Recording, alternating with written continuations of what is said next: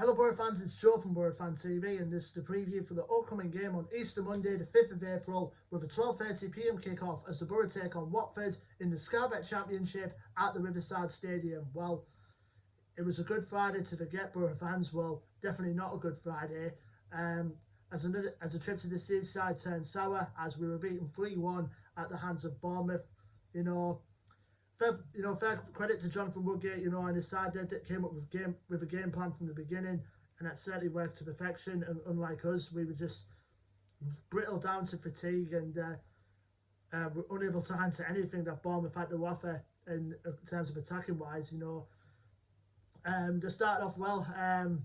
Obviously capitalising with a goal in the 14th minute, which was a well taken goal in the end by Philip Billing to put the Cherries in front. To be fair, Bettinelli could have done a lot better in that near post of where the shot was going. But it happens, and Boro had a fair few chances, to get equalised in the first half. We know Paddy McNair shot that went wide, and then Mark Bowler hitting the crossbar with the header. And then coming to the second half, and we replied pretty much from the get-go as we equalised in the 53rd minute for a well-taken finish from Duncan Watmore. I think it's about his 7th or 8th goal of the season.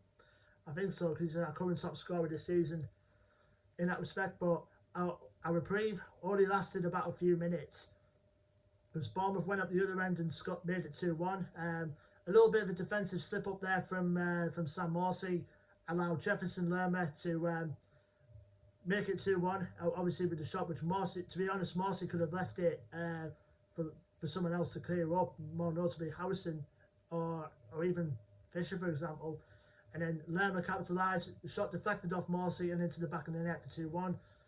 We tried and tried to get ourselves another equaliser, but it wasn't to be. And we were punished near enough later on through Dominic Solanke, who, to be fair, Bettinelli could have done a lot better, who came with a lot of criticism again from the Boro fans that day.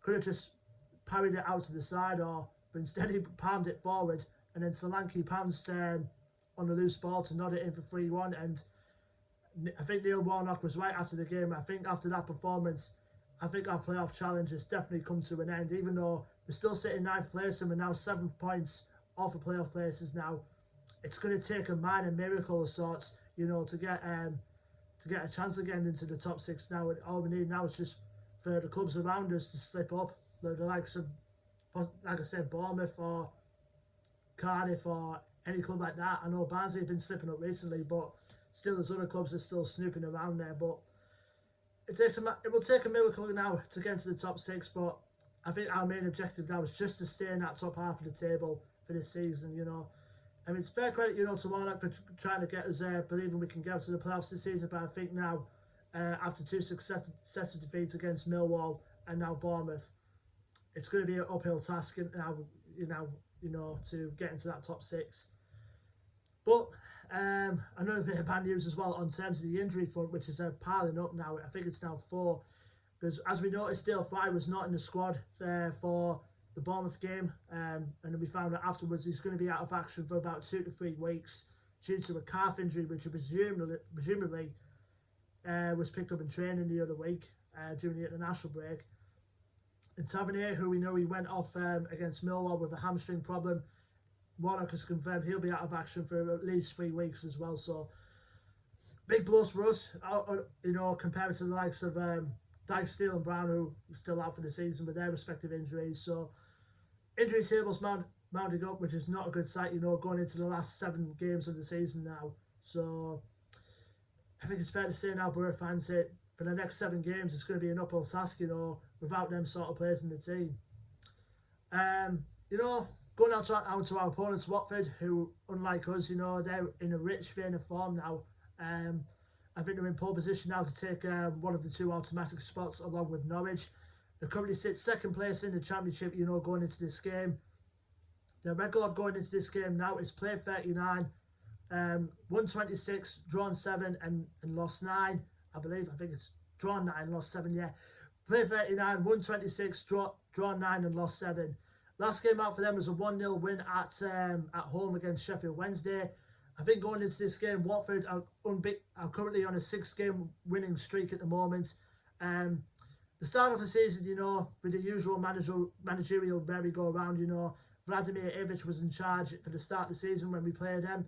But back in December, Ivic got sacked for some unknown reason. I don't know. I think it's just some of their owners, so to speak, of wanting to get to the top. But since then, he's been replaced with Spaniard Cisco Munoz, who come over from Dynamo Tbilisi, and he's gotten going well. You know, like I said, there's 6 games on a winning streak now in the last 6 going into this game. So I think, you know, Watford, with the terms of players, you know, they've still got Premier League quality in them sides. I mean, way Premier League quality, which I will get to. I think if they keep up the form that, you know, both them and Norwich, I think they'll be. It won't be surprising if a couple of weeks from now they'll be confirmed going into the Premier League next season. I think it's still going to be a tight gap, you know, who gets the title in the end, because I think the gap between both Norwich and Watford at the moment is 6 points. So it's going to be a good title race for them too, that's for sure. Now going to key players for Watford. I think 2 players in particular are going to be key to watch out for. I think one of them at the moment is João Pedro, who's been in inspirational form, I think, for them since coming into the team. Obviously, they signed him midway through the season when they were in the Premier League. Both him, along with Ismail Assar, who's been heavily linked with moves to Manchester United for a fee of 60 million at one time in the last transfer window. They're going to be the 2 key main threats, I think, for Watford coming up for the game on Monday. Other players in there as well, we've got the likes of Nathaniel Chalobah, who had a loan spell with the Boro, I think, a few years ago. He's come on well since being in that holding midfield position. We've got other players like Adam Messina as well, Ken Sema. I think they're both their key wing backs, which they like to play a wing back position as well, the same as us. And we've got other key players like Christian Kabasele, Ben Wilmot at the back of the defence, and as well as Francisco Surialta as well, one of their key signings in the summer.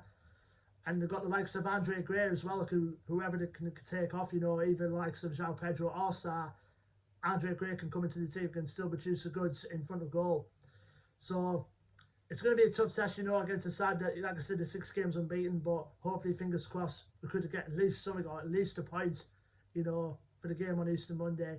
Now, going into this game, I think it was October of 2012, the last time we actually beat Watford in the league. I think it was back at Vicarage Road. I think, you know, Troy Deeney put them in front in the first minute, and then Marvin Emnes and Scott McDonald scored their 2 goals for the Boro. But since then, it's been a few draws and plenty of defeats for the Boro. As the last time we played them on the opening day of the season, I think was that 1-0 win for Watford at the start of the season, which pretty much got them going. I think, you know, it's going to be a tough ask, you know. Watford are a decent team and they're up there for a reason. I think, in my opinion, I think a draw will probably be a good result for us going into this game. Like I said, the playoffs, I think, are going to be out of the question now. Just a matter of finishing the top half. But if we can get a win against Watford, you know, that'll be great. But let me know what you think, Boro fans. I think it'll be a tough ask, but hopefully, you know, fingers crossed, we can get at least something for the game against the Hornets. Let me know your thoughts and predictions in the comments below, Boro fans. Don't forget to like, share and subscribe as always. Our social media links to our Facebook, Twitter and Instagram are in the description below. And until then, Boro fans, I will see you for the next preview video, which will be for the game away at Barnsley the following Saturday. Until then, Boro fans, I've been Joe from Boro Fan TV. Take care, stay safe and up the Boro.